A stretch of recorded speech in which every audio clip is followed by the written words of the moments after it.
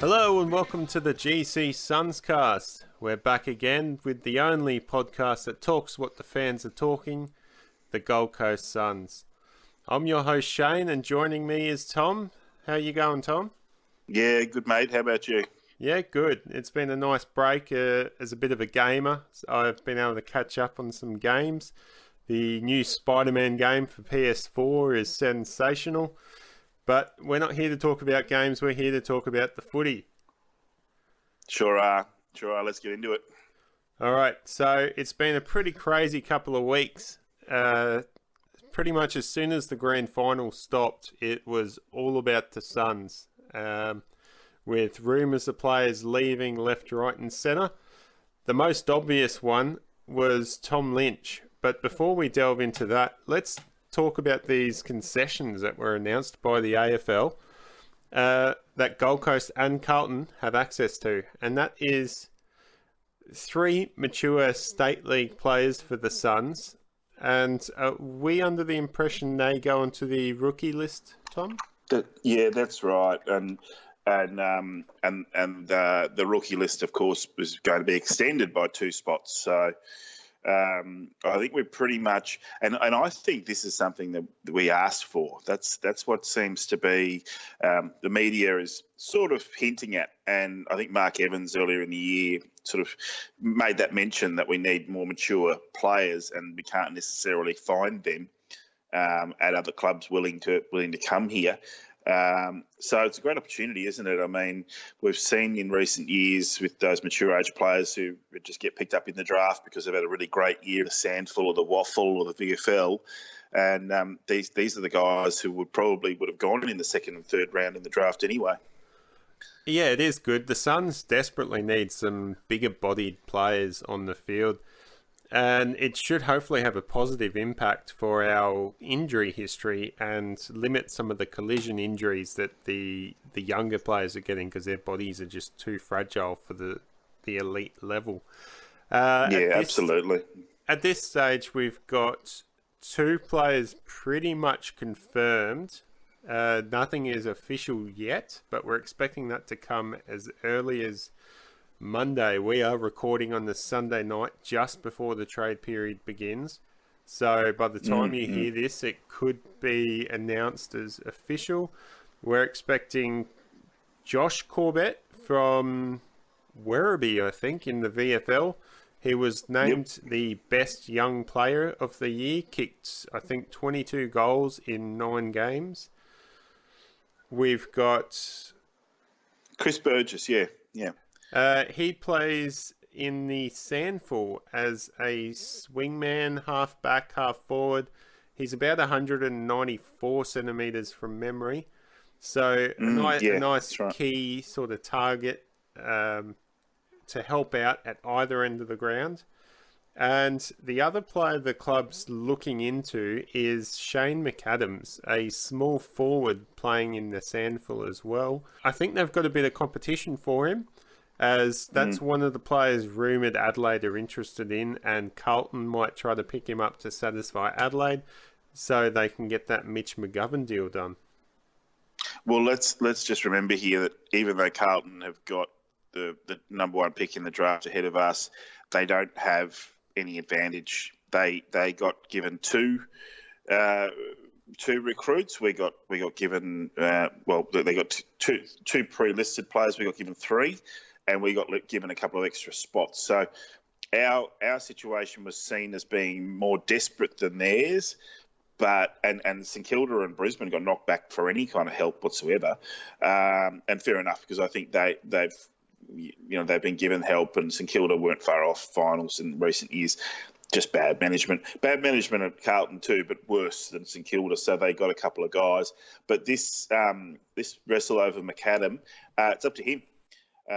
If Carlton are to select him with the intention of trading him on, he has to agree to go to the Crows. I can't imagine why he wouldn't, because he's based in Adelaide. I don't know if he's from Adelaide. I don't think the McAdams are from Adelaide, but they play Sandful, and he's from pretty good bloodlines. The other 2 guys, though, it sounds like they're locked in. they've chosen us, and both good marking players, strong marking players. Corbett from the VFL and Burgess from the Sandful. They can both kick a goal. And of course, as you said, Burgess can go back too. So, those are exciting, very exciting. Yes, it's just to clear that up for some of our listeners. It isn't a mini draft or anything like that. It is a first come, first served basis for these players. And essentially, if those players have offers from both Gold Coast and Carlton, then it'll be up to those players as to whether they accept those offers. So, well, they could also say no, like Tim Kelly last year, if he had his time again with his little boy and his missus having been pregnant with twins when he got drafted. Well, he could end up in a fairly bitter dispute there. He wants to go to the Premiers, wants to go back home where his family is, so he can get some help looking after his kids. Yeah, that's quite right. So essentially, these state league players, they don't have to come to the Gold Coast. I guess if they come up, then we know that they actually want to be at the club, which is good. It's something the club something the club needs at the moment, especially to boost morale and find players that want to be at our football club. Moving on, let's discuss some of these players that are on their way out. We've got the biggest one, Tom Lynch. We've discussed this before. Yep. It's official. He's signing a $6 million contract over 6 years at Richmond. Yeah, we're not going to match it. Much as I wish we bloody would, because I think we're getting ripped off. We can use that pick 3. We can use the space in the salary cap, and we could certainly do without the drama. Yeah, I can't see why we would match it. I'd be very surprised if we did. However, I would trust the club that they've got something brewing, because pick 3 is a very tasty offer, and we could pick up a star player such as a Lukosius or a Rankin. Rosie, those are just 3 of the names of players that have been linked to the Suns recently. That's right, yeah. I mean, any of that top 8. I mean, Blakey's obviously going to get matched by Sydney, but any of that top 8, getting 2 or 3 of those guys is going to be better than the blokes from 2016 that we got, even though 3 of them are turning into good players. Only really... Well, it could be argued, I guess, that Brodie and Bowes and Ainsworth are all sort of, as good as, but it seems like this Elite 8, as our mate Cal Toomey calls it, are a bit of a cut above. And so, getting 2 of them for sure, we're not going to make a bad decision. Yeah, they're good players. Well, the offer for Lynch was lodged with AFL House Monday afternoon around 1:30. The Suns have until... Sorry, that was Friday afternoon at 1:30. The Suns have until Monday afternoon at 1:30. So by the time this podcast is out, we will know whether the Suns have matched or declined to match the offer. Now, the other players looking at leaving the Suns is... The first one is Aaron Hall. Let's discuss this, because he's actually gone on to the North Melbourne website during the week, still contracted to the Suns, declaring his intention to be a Kangaroo. Craig Cameron was on trade... It tells you a bit about the player, doesn't it? It does. Craig Cameron was on Trade Radio this week and wasn't happy about it. So I wonder if this actually drives up Aaron Hall's price, because Gold Coast can sort of hold a gun to North Melbourne's head now, because they'll look pretty stupid if they don't get this deal. Well, it's pretty. Whoever's done it, it's a stunt, and it could really backfire. They've already had Gaff say no, so Hawley's pretty much their star recruit now. So good luck with that. They'll want to. North Melbourne will want to give us a 3rd rounder, and we're going to want their 2nd rounder. He's 27 years of age, so we're not going to ask him for their number 11 pick. We're not going to be sort of that arrogant about it. But I certainly think that now we're a real chance for that pick 29 And rather than pick 40. I also think with North Melbourne they've really got no need for early draft picks because they expect to have to match a bid for Taron Thomas. So, I mean, they'd probably rather just stockpile late picks, late thirds and fourth rounders. So, yeah. I do believe that the second round is where his value is at, and I think that's roughly where it's going to finish. A pick in the early 30s, I think, is where we'd land. The other player is Colin Jasny. He's come out and requested a trade to Melbourne. Now, he's out of contract, but it was sort of suggested by the club for him to look elsewhere. I'm not sure why the club have suggested that. They obviously feel like he's better suited elsewhere, or they're struggling to find a place for him in the team. He still holds fairly good value, I would think. He was an early first-round draft pick. Yeah, number 5. And they put a lot of work into him over the years. And if you went back to 2014 form, you'd say that he'd be, untradeable. In the sense that we wouldn't let go of him for all money. But he hasn't come anywhere near that. So we can't afford to keep him. And I think other clubs can afford to speculate on him if it's only going to cost them a second or a third rounder. Yeah, so a first or a second round is my opinion on that. Okay. It would be a late first. I'm thinking around 17-ish, 16-ish maybe, and then maybe send a third round back. Melbourne don't actually have a first rounder. No, they don't. But they do have deals going down with Jesse Hogan potentially, which could open up a whole range of draft picks for them. Now, sure. I suggested a super trade on Big Footy earlier in the week, and I actually can't remember it quite now, but I'm sure you could find it if you really wanted to. But it involved Gold Coast giving up Colin Jasny, May, and a bunch of their late seconds and early third picks to essentially secure back Brisbane's first rounder, which would be pick 4 before the priority picks. Fremantle's first rounder, pick 5 before priority picks. So I like the way you're thinking in this regard, because there are definitely the resources there for the Suns to spend that other clubs want, because not everyone wants a high draft pick. They want multiple picks. They want points to be able to match academy.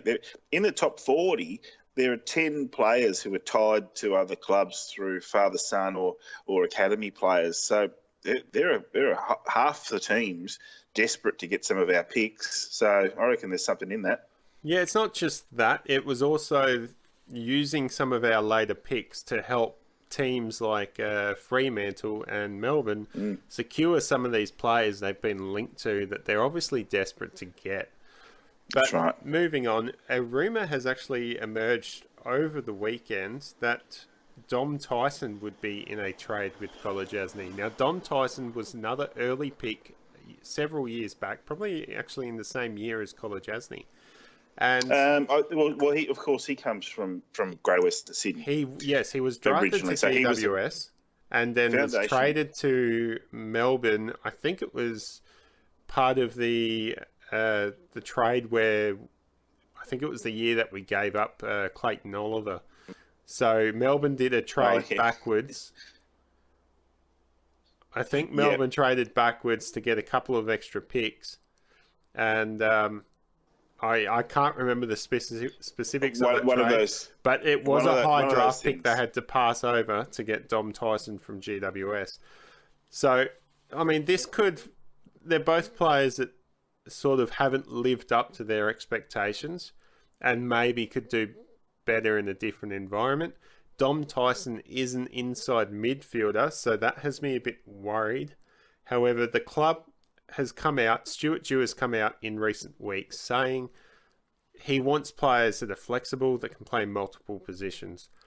I've got to have faith that if the club is bringing in someone like Dom Tyson or any other player that we've been linked to, we'll get to that further on, but any other player they've been linked to, you'd think the club is is confident that they can get that player to play in another position on the ground. Because we don't want Dom Tyson coming up here and not getting a game. But this is true. Then at the same time, we don't want Dom Tyson to push out one of our stars like Will Brodie or Jared Lyons. So it'll be interesting to see where all that fits in. It will. It's interesting Dom Tyson's name comes up because he is one of those guys who, gets injured, but from time to time he just gets dropped cold. In 2014, just out of interest's sake, in 2014 he polled 11 Brownlow votes.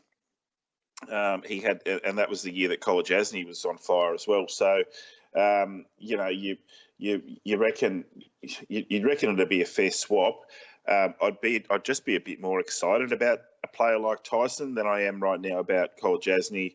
And it's nothing personal because we've been wishing that he'd get better, and thought maybe at one stage his career might have been over. It might just be a stroke of luck for us that he's come good and has a club interested in his services. Look, the wide open spaces of the MCG could become College Asney's best mate. He could end up, being a really great player for them, but he's just not going to be a good player for us in the scheme we've got with the players we've got. He's got to go. Yeah, and if it doesn't work out with Tyson, then the more realistic scenario at this stage is Melbourne has a mid-30s pick, which is quite likely to be the one handed over for College Asney.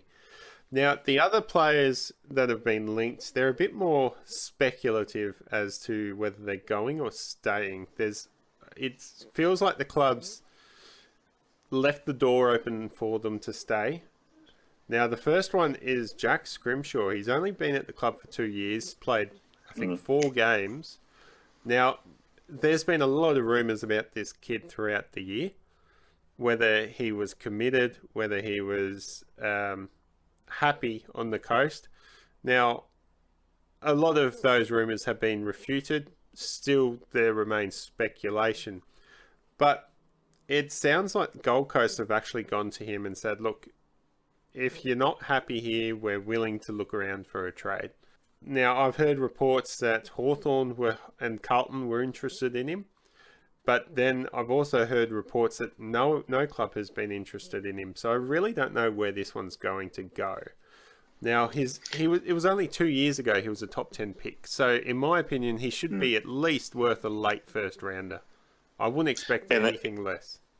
And it's amazing how someone's value can go down so far, and yet we can't go past the end of the first round. Surely, I mean, I could understand if it was 3 or 4 seasons, then his value goes out the window. If he's only played a handful of games and had injuries or whatnot. What we do know about Scrimshaw is, and we followed this through the year, what we do know is that he's shown patches of brilliance, but then he's just had weird injuries and weird setbacks at times. And I mean, it must have been difficult for a young bloke to handle. But if you're the senior coach, you don't take a gamble on a 19-year-old kid whose confidence you could totally destroy if he's just not ready. And putting him on the emergency list, I thought was encouragement, like the carrot to sort of say, mate, you're just outside the top 22. And if someone, gets injured or their form's suffering a bit, you're next up. And then he would, something would happen to him. He had a facial injury, a hamstring injury. He got the flu when everyone got the flu, and he played with it. And the game that he played with the flu, he had about 15 possessions. And there are other games where he'd have 25 possessions in the first half and then 5 in the second half. So, I feel sorry for him because, he's come here with a lot of, they didn't muck about, did they, the marketing department? They made sure everyone knew who the 4 kids going to the Gold Coast were. And he just hasn't kept up with the other guys. And let's face it, I mean, even Brodie has struggled to crack it into the team. You'd imagine he stays in the team now, but Scrimshaw's, not been able to have that sustained run and get in there. Happy enough if he stays. Happy enough if he goes. Yeah, exactly. His manager came out making it clear that he is looking for a trade. But then Will Brodie's manager came out as well. He was discussed earlier in the year as wanting to go. But his manager's come out saying he loves it on the coast. He's really enjoying his football, and it's got a lot to do with the fact he's playing best 22 football.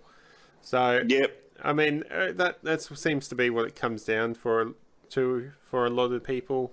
They obviously feel they're entitled to be playing AFL football, especially when they're probably one of the worst clubs in the competition. But they obviously aren't up to it, or the club's trying to protect them. Well, there's another thing that and I don't think we'll ever really go back to this ever, but at the fact that these 4 young kids, or 5 including, we always got to include Shear because he was selected with a late pick, but it was kind of one of those things where nobody bid for him, and we didn't have to match anything, and we only had the one pick late. And he's proven to be a decent player, and he's got some potential. So those 5 kids came in under Eid, and then so Eid's told him a whole bunch of stuff, and then he's gone, and then this new coach has come in and told him a whole bunch of different stuff, and these guys are still teenagers. So I think that was a pretty unfortunate thing to happen, because Stuart Dew could watch half a dozen players leave in this trade period and not shed a tear because he's only had a year with them. And, I can imagine someone like Scrimshaw could just be collateral damage because he's quite confused about where he's at. I think Eid probably talked him up a bit more. So, we also know that when Eid quit, the assistant coaches automatically selected Scrimshaw at the end of last year. So, where's his head at? It's probably not at the Suns. And as you say, Brodie played a bit of first grade and covered himself in glory, and now he couldn't be happier. The other thing is Brodie's uncle works at Carlton, so that's where 95% of the rumours come from. Well, the next 2 players we're about to talk about are players that the club have made aware they do not want to trade. We've got Stephen May and Jack Martin. Now, it sounds like what's happened with Stephen May is with the whole Tom Lynch scenario, the club have decided they want Stephen to sign on long-term as captain so that we can put all this sort of stuff to bed and not have to deal with it. The club needs the stability, so that makes sense. Now, sounds like Stephen May's decided he's not sure whether he wants to commit long-term, so he's going to look around. Now, that's not saying Stephen May's leaving. He hasn't requested a trade. But obviously clubs are interested in someone of his caliber. Now, hopefully by the time this podcast comes out, we know what Stephen May's intentions are. It was revealed Trade Radio last week that Stephen May knew he had a deadline, and that would be at the start of the trade period.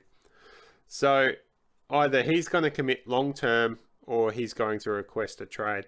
If he requests a trade, we've got 2 options. We hold him to his contract and get a top 5 pick next year, because he is going to be the equivalent of a star player leaving the Suns. Otherwise, if we trade him, we could potentially get a top 5 pick this year, which would be quite handy with the draft that they're trying to attack. Melbourne's the only club in that position, and that would require them to give up one of their own star players, Jesse Hogan, to Fremantle. So if that trade eventuates, I wouldn't be upset if we were to get rid of Stephen May this year. Yeah, I agree with you, because one of the other things in that is that if, I don't think this is going to happen, but let's say the Suns finish 12th next year. Well, that that means that the compensation for May starts drifting out to sort of 7, 8, 9. You know what I mean? Whereas we know we can get pick 5 for him this year. So it's the unknown of next year. I don't think we're suddenly going to be making finals or anything, but you know what I mean? Like it would only take a sort of 7 or 8 win season for us to substantially go up the ladder and for our draft position to suffer. So in that sense, go now, rip the Band-Aid off. But in the other sense, I think most of what's been said about this whole story is bullshit, and that Stephen May himself come out on the Marngrook Footy Show, being an Indigenous player. I think that's probably the appropriate place for him to come out and do an interview, because he hasn't spoken to the press because they just print lies about him all day. And he's just said, as you've said, he's laid out that he wants to be sure of things. He wants to be making the right decision. And if he is going to commit to the Suns, it'll be long term. And that's our captain for the next few years. If he decides that he wants to go elsewhere, it's better off. It's now. It's better off now. Because if he wants to go, he wants to go. We can't have another situation like we did. And one thing I will say about Maisie is that he did what Lynch did before Lynch did it. And when May did it, it worked. Everyone sort of, respected him for it and said, of course you want to see how the club progresses. And of course you want to take your time. And he signed on mid-year last year.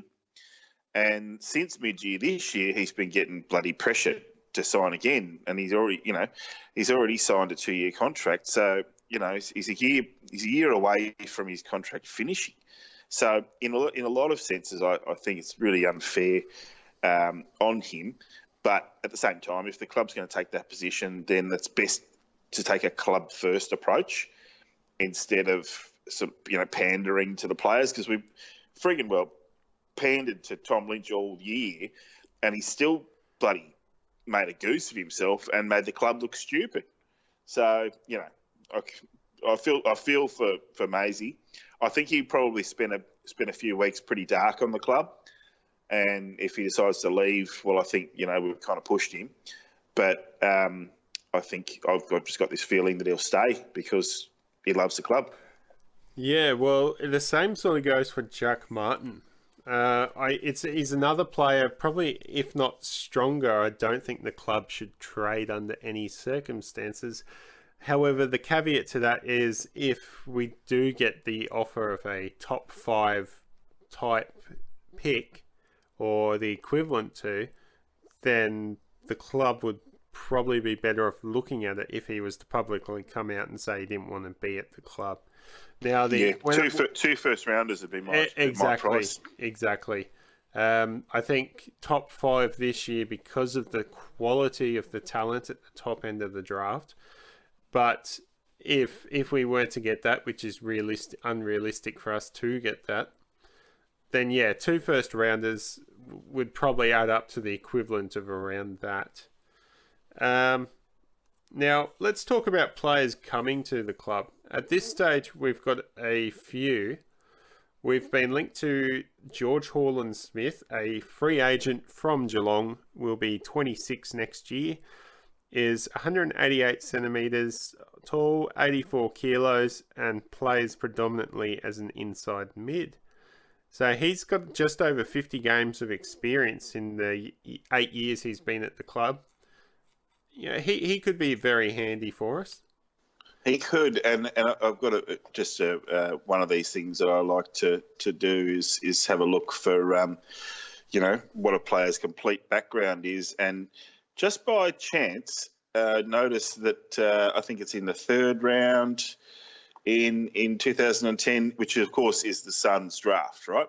2010 is the draft year that the Suns got all these top picks, and we've still got Swallow and Day, but we've said goodbye to Bennell and Caddy and Pressier and now Lynch, Seb Tape.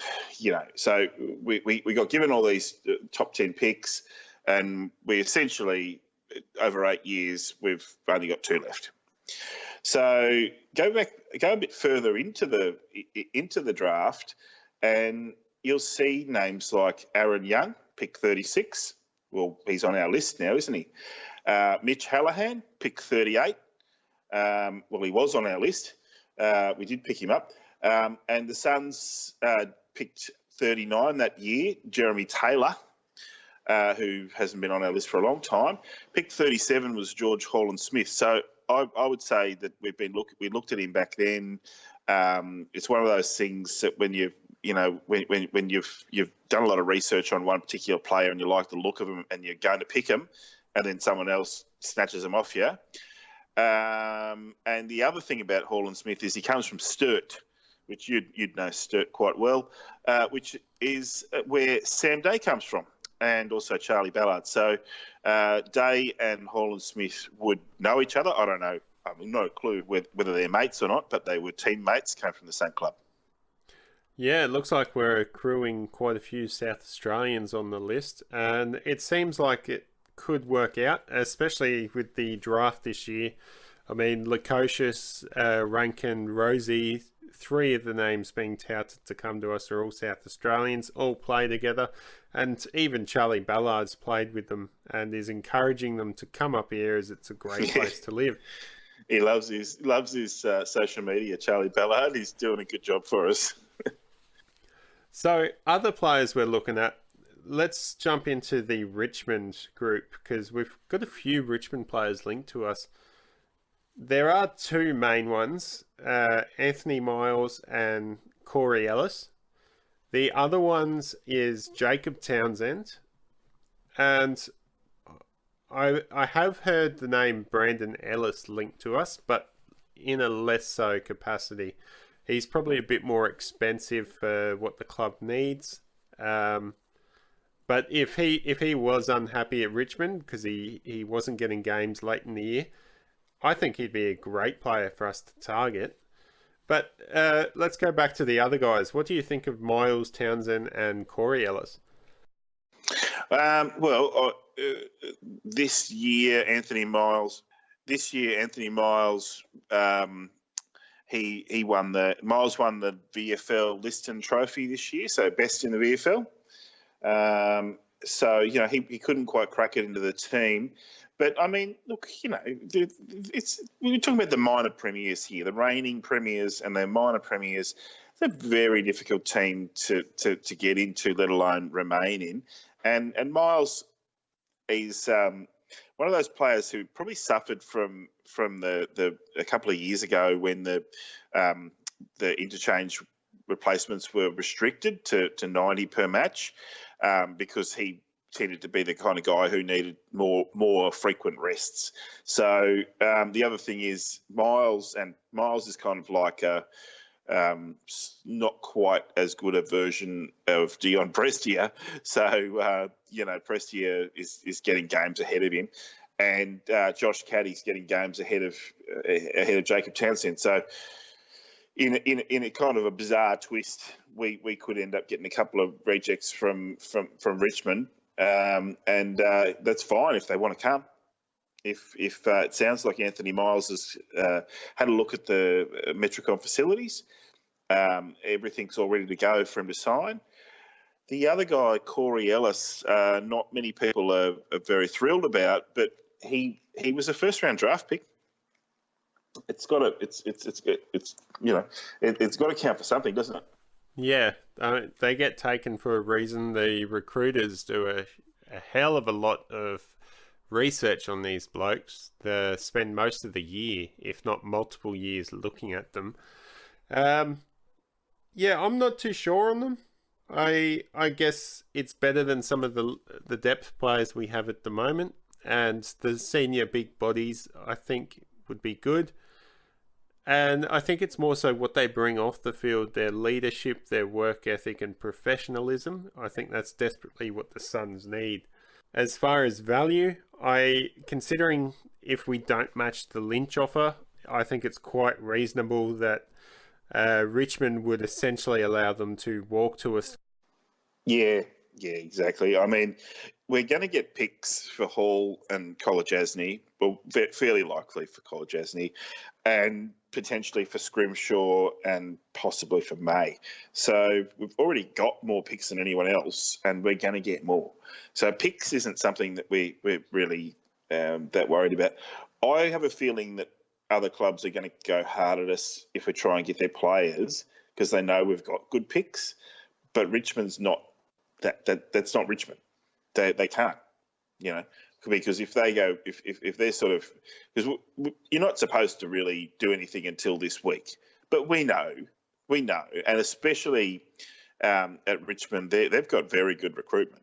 So they would have been, saying, okay, well we've got players who are going to be surplus to our needs. I know it's a lot of Richmond fans are the ones who are suggesting these side deals. But it's come from somewhere. The one thing, Corey Ellis is a player I actually quite like. He's very young and he's had trouble cracking it into this team. I'll tell you why we like him. He went at number 12 in the 2014 draft, and just after him, Lockie Weller, and just after him, Jake Lever, and then Jared Garlett was the guy that we picked. So we would have been looking at those guys. We had pick 8 and we got Peter Wright, and we were hoping that Weller fell to us, but if he didn't, Ellis would have been on our radar as a player that we wanted. So, we've got the notes on him. We would have been prepared to have picked him. So, I dare say there's a bit of that involved as well. Have you heard of anyone else who's been... There's a bit of a South Australian rumour, isn't there? Yeah, it came up late during the week. Jack Hompsch from Port Adelaide, a key defender struggling to crack into their best 22. He was a regular a few years back. That did kind of get knocked on the head a couple of days later, but it was more so saying Gold Coast haven't spoken to him yet. Who knows if Gold Coast have spoken to his management. But he's a key defender and could quite likely be a backup plan for if someone like Stephen May was to end up departing the club. Yeah, well, I think part of there's two things. Jack Hompsch, he used to be in the Port Adelaide's leadership group. The thing, from all reports, Jack Hompsch is a ripping bloke and just a very elite professional, and just a great club man. And it seems like that's who the Suns are targeting. I mean, George Horland-Smith won the Best Clubman Award at this year at Geelong's Best and Fairest. So it really does seem like the Suns aren't just targeting players. They're trying to target good blokes that are professionals and have strong work ethics, because that's something the club has struggled with since its inception. Yeah, no, it's true. Look, he started off at Greater Western Sydney, which seems to be a bit of a theme with a few of these guys, and they traded him straight away, straight to Port Adelaide. Port Adelaide loves to have big, tall fellas down the back. That's their game plan. We sort of tend to have a few little zippy, fast blokes like Harbrow. So you can't have too many of these guys sitting around. And I think it all depends on, are there going to be 3 or 4 players leave Port? And if that's the case, he stays. But if some of these guys like Wingard don't leave Port, then he could be on the move. What I like about all these guys is that they fit our age profile. They all entered the competition in 2011 or 2012, so they've got 50 to 100 games on the on the board, and they fit the profile that we're really looking for. And if you look at someone like if May does leave, well, Hompsch isn't as good as May. We know this, but you can just plug him in and you're going to have to rely a bit more on Thompson and hope that Ballard improves a bit and just find ways to relieve pressure on the back line, because we're not going to be able to get a player of May's calibre, but this guy's a pretty damn good replacement, isn't he? The other thing I just want to say was it was sort of revealed by Craig Cameron on his interview on Trade Radio this week that there is a best 22 player the Suns are targeting that hasn't been mentioned. Now, whether that best 22 player is someone like George Haaland-Smith, but he's only, up until I think halfway through the year, near the end of the year, he'd only played about 4 or 5 games for the Cats. So it'll be interesting to see who does pop up. I'm pretty confident there will be other players that we hadn't thought of. So keep an eye on the AFL site and stay tuned, and we'll see what happens. Thanks for joining us today. Yep, my pleasure. No worries. Once again, my name is Shane. Thank you for listening to us. You can find the GCSunscast on Facebook, Twitter, SoundCloud, and now YouTube. So check out 32-Bit Shane on all of those services. We're also on iTunes. Click, subscribe, like, all that jazz that people do, and you'll get the episodes sent to you as soon as they're uploaded.